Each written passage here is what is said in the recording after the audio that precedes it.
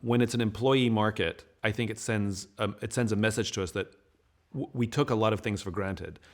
People need jobs. We can pay them fairly. We don't have to pay them better than sort of middle.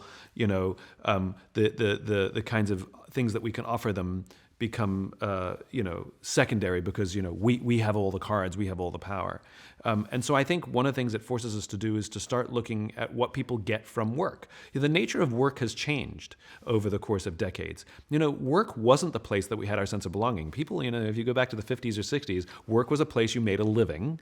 And you had your sense of belonging and community from literally your community. People were much more active at church. We went to bowling leagues.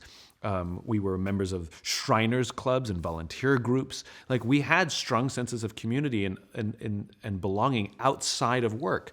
And over the course of the years, those things have sort of blended. We've seen less engagement in church. The bowling leagues have all but disappeared. And now people are demanding things that they never used to demand from work. Things like belonging, things like what am I being a part of, like that my personal purpose has to be intertwined with the organization.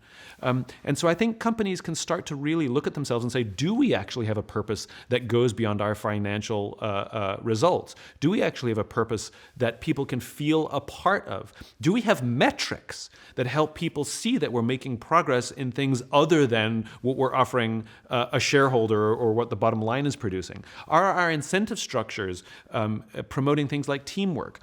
Is our training going to give you skills like how to communicate and how to listen that will benefit you, of course, at work, but you'll have a better relationship with your spouse and your kids because of what you're learning from your work? And when we're sitting down and talking to people and interviewing and advertising our jobs, are we saying, come work for this great job, lots of opportunity, upward mobility, get a great salary?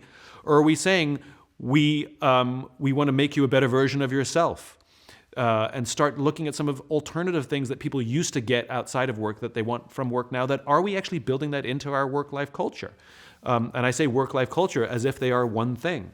So I think we can actually. It starts quite frankly by listening, which is call the people who have left and say, can you tell me not why you left? Can you tell me what you're leaving for? What are you pursuing? And then everything they say, don't have an answer. Don't say, well, we already do that. Don't try and fix something. Just say, go on, tell me more. I don't understand. Go on, tell me more. And really get a full picture of what's going on in people's lives and what their ambitions and dreams are. Because I would bet money that that a lot of the things that people feel like they're lacking, that they're looking for, that they're searching for, probably at least some of it, we could help them find at work. But the problem is we don't promote those things, even in our recruitment ads. Why don't we start talking about our vision, our mission, and how we help people grow before we talk about upward mobility, salary, and where you want to work?